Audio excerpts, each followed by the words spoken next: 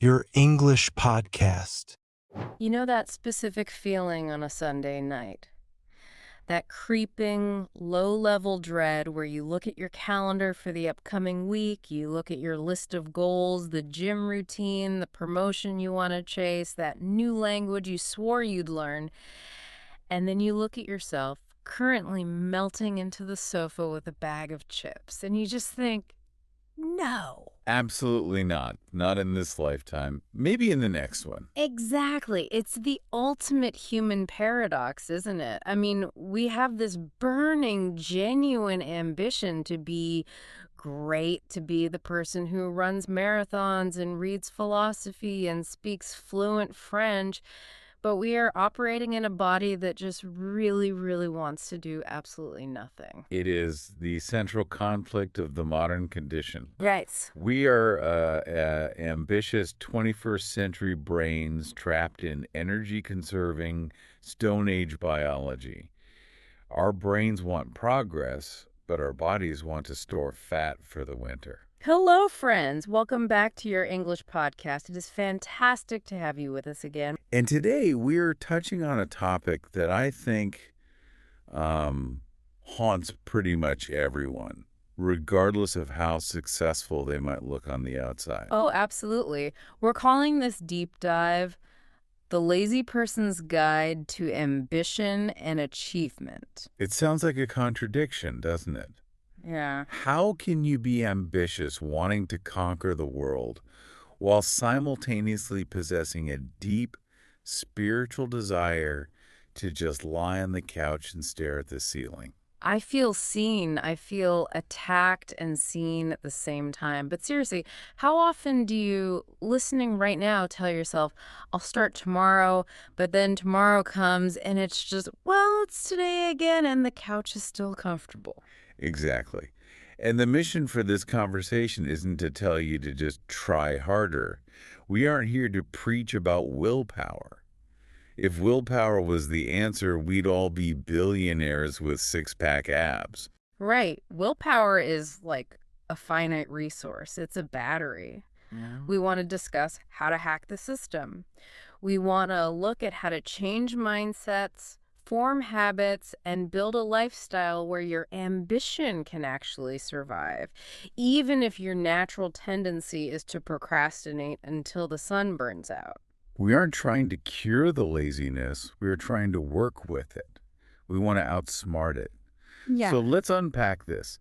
Section 1, we really need to deconstruct this lazy identity because labels matter. They do. They Yeah. really do. When you label yourself as lazy, it becomes this self-fulfilling prophecy. But we need to separate ambition from the mechanism of action. So let's start with definitions. How do you define ambition in this context? For me, ambition is that itch. It's the drive for development. It's looking at where you are and seeing where you could be. It's the vision of a better future self. It's wanting to reach those goals even when the path is, really rough. The vision. Okay, now contrast that with laziness. I think most people view laziness as a moral failing, like, I am a bad person because I didn't do the dishes. And that is such a dangerous way to look at it. I don't view laziness as a character flaw at all. I see laziness as an internal barrier. It is simply friction. It's the resistance that stops the first step. In physics, an object at rest tends to stay at rest. That's not a moral failing of the rock. It's just inertia.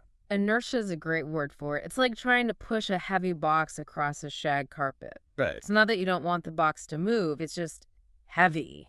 And the floor is working against you. And then comes the internal monologue, the excuses. Oh, the excuses are creative geniuses. Yeah. We become Shakespeare when we need to justify not working. I'm too tired today. My brain isn't working right now. Or the classic, I'll start on Monday. Monday, the most productive day in history that never actually happens. It's fascinating how we can convince ourselves that the future us will be this energetic, disciplined superhero. Psychologists call this temporal discounting. We view our future self almost as a stranger. It's easy to assign hard labor to a stranger. Future Nina loves waking up at 5 a.m., she'll do it. But when Monday morning arrives, you aren't future Nina. You're just present Nina again, and you're tired. So we're trapped in a loop of delegating work to a version of ourselves that doesn't exist. Precisely. And this leads to what I call the failure trap. We view a single mistake or a bad day not just as a data point, but as a reason to give up entirely. Yeah. You miss one workout and you say, well, I guess I'm just lazy, and you quit for the month. It's the what the hell effect. I ate one cookie, I've ruined my diet, so I might as well eat the whole box. It's an all or nothing mentality. But let's dig a bit deeper into the psychology here. You mentioned earlier that laziness is rarely just a lack of desire. It's almost never just, I don't want to. If you really dig down, laziness is often a mask. It's a mask for fear, specifically the fear of failure, or it's a mask for overwhelm. The task just looks too big, so your brain shuts down to protect you. That's where perfectionism comes in, right? I think a lot of people assume perfectionists are the hardest workers, but often they're the biggest procrastinators. Absolutely. Procrastination is the perfectionist's best friend. It comes from doubting your own abilities or the fear of not meeting those impossibly high expectations you've set for yourself. The logic is, if I don't try, I can't fail. That hits home. If I don't write the essay, I can't write a bad essay. It's a defense mechanism. We are protecting our ego. It's called ego protection. If you try and fail, that proves in your mind that you aren't good enough. But if you don't try because you were too lazy, you can preserve the fantasy that you could have been a genius if you had just applied yourself. It preserves the potential. I'm not untalented. I'm just unmotivated. That feels safer. Exactly. But we need to bust this myth that lazy people cannot be successful. History is full of incredibly successful people who struggled with procrastination but found ways around it. They didn't eliminate the fear, they just outsmarted it. I remember when I first started trying to learn to edit audio, I put it off for weeks. I told myself I was too busy, but really, I was just terrified that I'd be bad at it. I was intimidated by the software interface. It wasn't laziness, it was intimidation. And recognizing that distinction, is it fatigue or is it fear, Yeah. is the turning point. Once you identify that you aren't just a sloth, but you're actually afraid of looking stupid, you can tackle the root cause. You can say, okay, I'm scared. That's fine. I'll do it scared. So, if we accept that we are a bit afraid and a bit overwhelmed, how do we actually move? This brings us to the power of micro habits, thinking small. Thinking small is the antidote to the all or nothing mistake. We love big, sweeping resolutions. I'm going to learn English fluently this year. I'm going to get a six-pack. I'm going to write a novel. And then by February, we are back on the couch and the novel is 1 page long. Why do those big resolutions fail so spectacularly? Because they are abstract and huge. A big goal is just a pile of small steps, but we stare at the pile instead of picking up the first stone. You need to break it down until the step is so small it's ridiculous to say no to it. This relies on the concept of activation energy. Activation energy. That's a chemistry term, right? I remember that from school. Yes. In chemistry, activation energy is the minimum amount of energy required to start a reaction. Think of lighting a match. You need a bit of friction to get the fire started. Once the fire is burning, it keeps itself going. But that initial strike is the hardest part. So in our lives, the strike is just getting off the couch. Exactly. The energy required to go from sitting to standing is massive compared to the energy required to go from walking to running. So we need to lower the activation energy. Give us some specific examples. How small are we talking? Ridiculously small. Instead of learn English, try spend 5 minutes learning one new word. Instead of read a book, try read one article or even read one paragraph. I love that because if I tell myself I have to read a whole chapter, I might feel resistance. My brain goes, that's 30 minutes. I don't have the bandwidth. But if I say, I'm just going to read one paragraph, my brain goes, okay, Alex, even you can do that. It takes 30 seconds. And usually once you read that one paragraph, Yeah. the friction is gone. You're already holding the book. You're already looking at the words. Newton's first law kicks in. An object in motion stays in motion. You'll probably read 5 pages. But the deal was only one paragraph. It's the marathon analogy. You don't run a marathon on day one. You have to be able to run a single kilometer first, or even just walk around the block. You have to build the tolerance for the activity. And this leads to rituals, practical rituals, specifically how you start your day. Morning rituals are huge. It's about securing a small win right out of the gate. But let's be real, a lazy person's morning ritual isn't going to be a 4 a.m. wake-up call and an ice bath. Please no. That sets you up for failure. A sustainable ritual for us mere mortals can be light planning of the day, just looking at your schedule so you aren't blindsided, and maybe a brain warm-up. What's a brain warm-up? It's engaging with something positive before the world attacks you. Listen to a motivational podcast while you brush your teeth. Read 2 pages of a book while you drink your coffee. It puts you in a proactive state rather than a reactive one. It sets the tone. You're telling your brain, today we are doing things. Today we are learners. And consistency is king here. Doing a tiny thing every day is infinitely better than doing a huge thing once a month. But build the muscle of discipline. Every time you keep a promise to yourself, even a tiny one like, I will learn one word, you build self-trust. You start to believe that you are the kind of person who follows through. Okay, I want to pause here and do a check-in with you listening. Think about one big goal you have right now. Maybe it's language learning. Maybe it's a career move. What is the smallest possible step you could take toward it today? Not a chapter, a word, not a project, an email. And if you are enjoying this conversation and want to keep building your vocabulary and mindset, please subscribe to our channel so you don't miss future deep dives. We love having you in this community. Absolutely. Hit that subscribe button. Now, moving on to section 3. This is one of my favorite topics, systems over goals. This is something I struggled with for years. It's a game changer. It flips the standard advice on its head. It really does. I'd argue that goals are great for direction. You need a compass, but they are terrible for daily progress. If you only focus on the goal, you risk disappointment when you aren't there yet. You're constantly in a state of not enough. That's the gap. The gap between where you are and where you want to be is painful.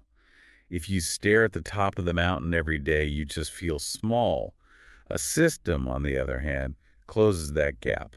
A system is what you do every day, regardless of how you feel. Think about the Olympics. Every athlete at the starting line has the same goal: win the gold medal. The winners and the losers have the exact same goal. So the goal cannot be the thing that makes the difference. Exactly. The difference is the system. The training regimen, the diet, the sleep schedule. The goal is the destination. The system is the vehicle. You don't rise to the level of your goals, you fall to the level of your systems. So define a system for us. What does that look like practically for someone listening who wants to learn English? A system is a repeatable process. For me, it's my daily to-do lists. It's time management blocks.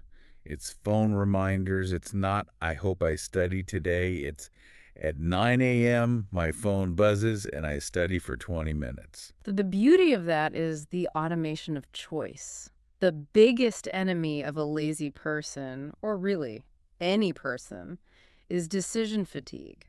Making decisions takes energy. Should I go to the gym? Or should I go home? I'm kind of hungry.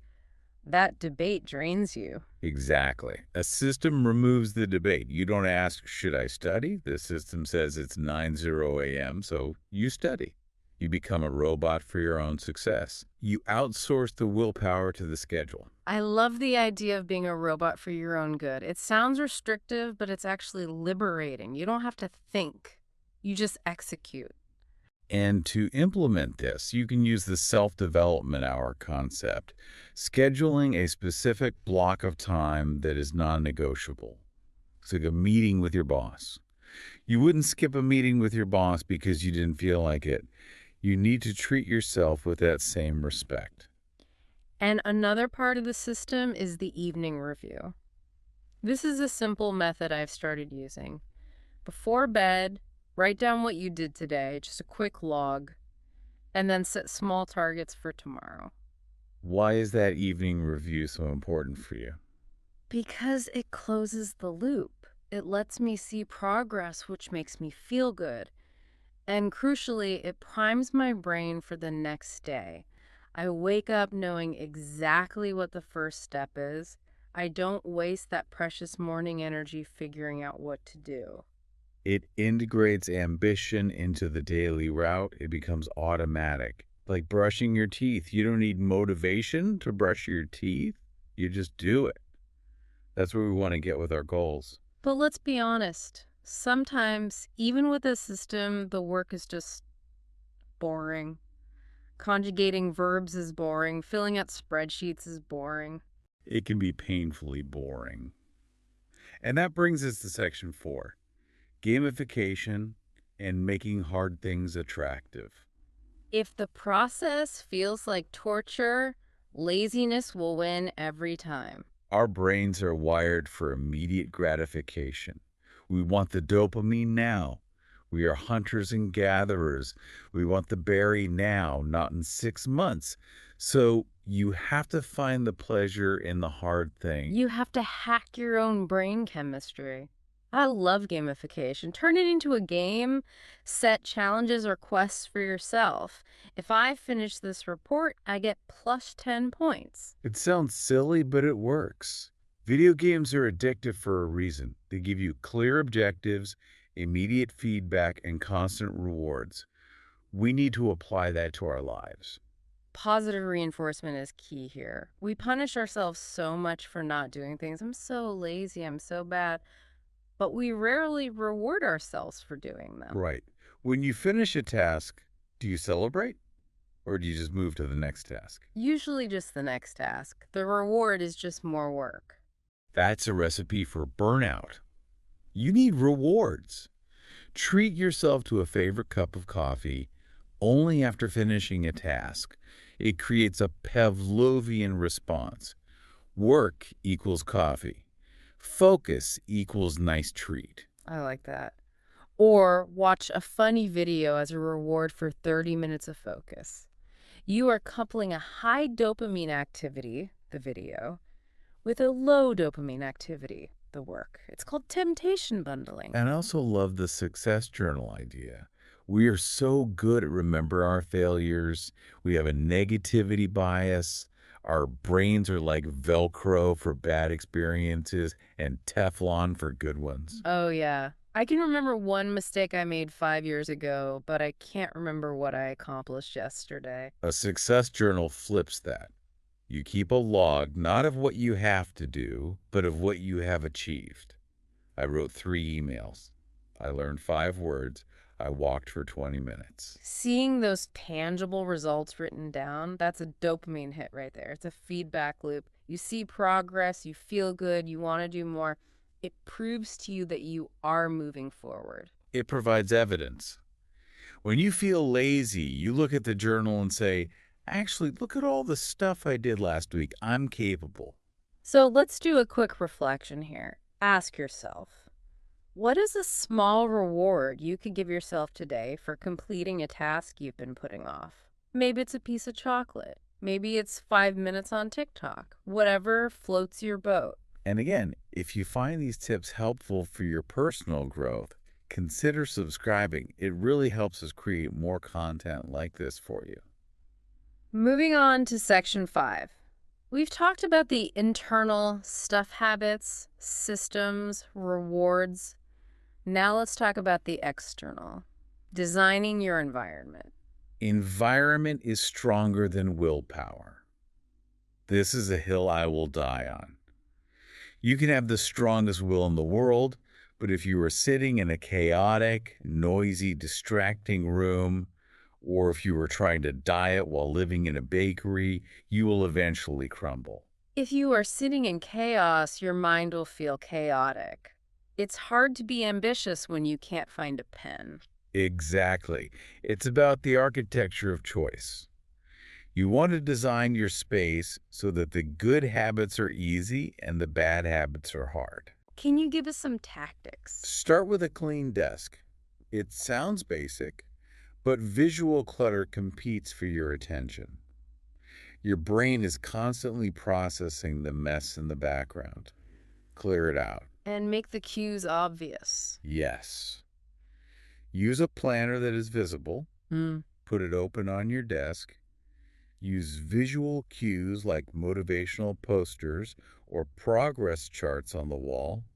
If your goals are staring you in the face, it's harder to ignore them. If you want to play guitar, buy a stand and put the guitar in the middle of the living room. Don't hide it in the closet. Make it harder to do the wrong thing than the right thing. Precisely. If you want to eat healthier, put the fruit bowl on the counter and the cookies on the highest shelf in the back of the pantry. Increase the friction for bad habits. And let's not forget the digital space. This is where most of us live now. If your phone is constantly buzzing with notifications, your attention is being fragmented. Your phone is a slot machine in your pocket. Use apps for task tracking, sure, but don't let the apps become the distraction. Turn off non-essential notifications. Create a digital environment that says work time, not scroll time. I put my phone in another room when I need to do deep work. The friction of having to get up to check it is usually enough to stop me. That's smart. Then there's the social environment, the people around you. They say you are the average of the 5 people you spend the most time with. This is the social contagion theory. Behaviors spread like a virus. Finding your tribe is essential. If all your friends just want to complain and do nothing, it's going to be very hard for you to hustle. You are swimming upstream. You need to find people who are also looking to grow. Join online communities. Join language clubs. Find an accountability partner who is also learning or working on a goal. We are social creatures. We mimic the behavior of the pack. If the pack is running, you run. If the pack is sleeping, you sleep. So choose your pack wisely. Look for people who normalize the behavior you want to have. Section 6, this is about the engine. Energy management and anti-procrastination tactics. We often talk about time management, but energy management is arguably more important. You can have 3 hours of free time, but if you are exhausted, those 3 hours are useless. You have to know your biological rhythms. Are you a morning lark or a night owl? I am definitely a morning person. I do complex tasks best in the morning. My brain is sharpest then, so I schedule my deep work for the AM. And I'm a bit of a night owl. But regardless of your type, the rule is eat the frog. Mark Twain said that if the first thing you do in the morning is eat a live frog, you can go through the rest of the day knowing the worst is behind you.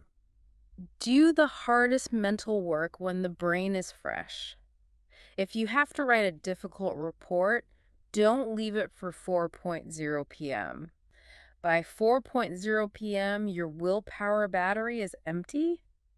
Leave administrative or passive tasks like answering simple emails for when you are tired later in the day. And for the actual act of focusing, I swear by the Pomodoro technique. Explain that for those who haven't heard of it. It's simple. You set a timer for 25 minutes of focused work, followed by a short 5-minute break. Why does this work so well for lazy people or people with short attention spans?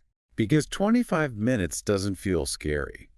If I tell you to study for 4 hours, you'll panic. The mountain looks too high.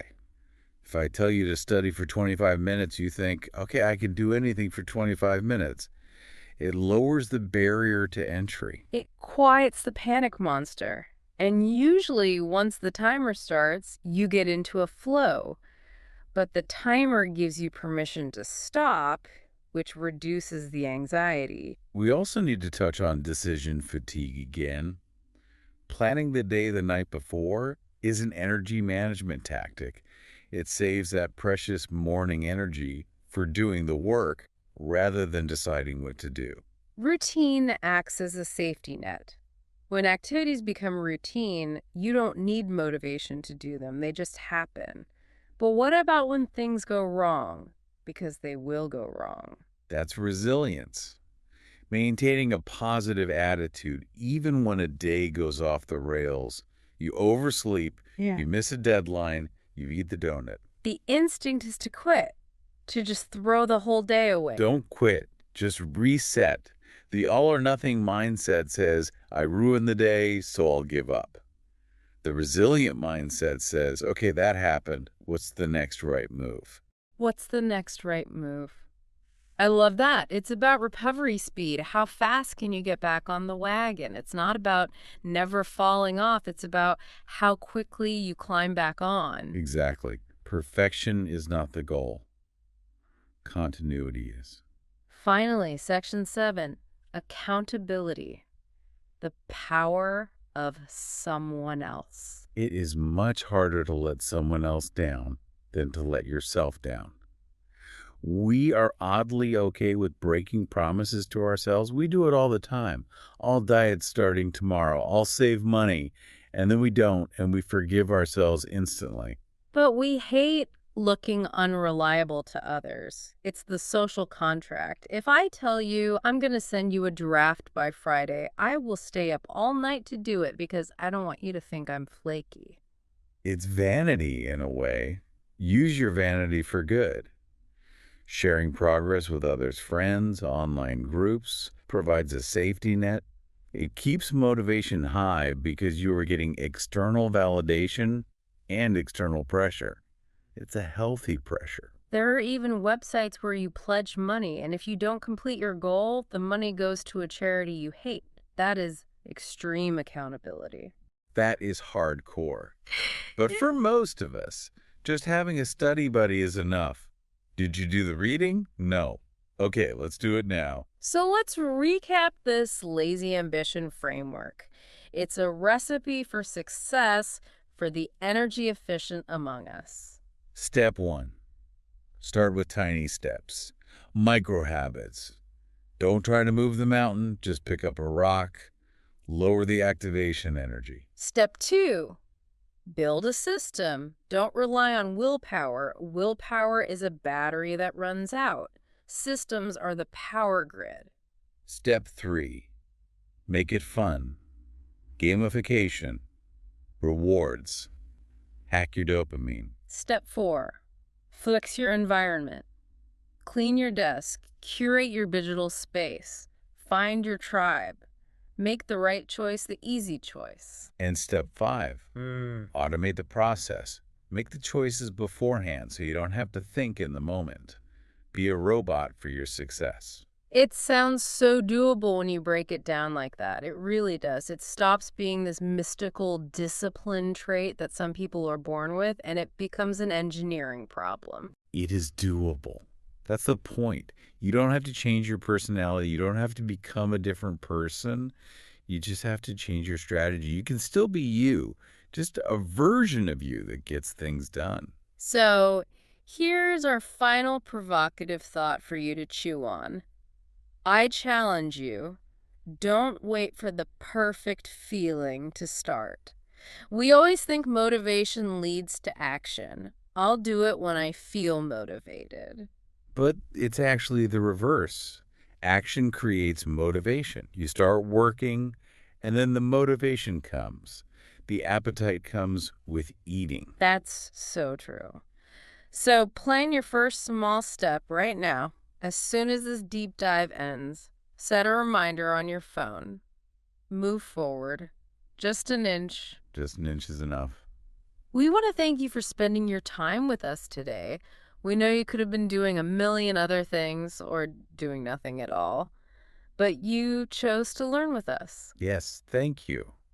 We hope this helps you find the balance between your ambition and your inner couch potato. It's a dance, and you can lead.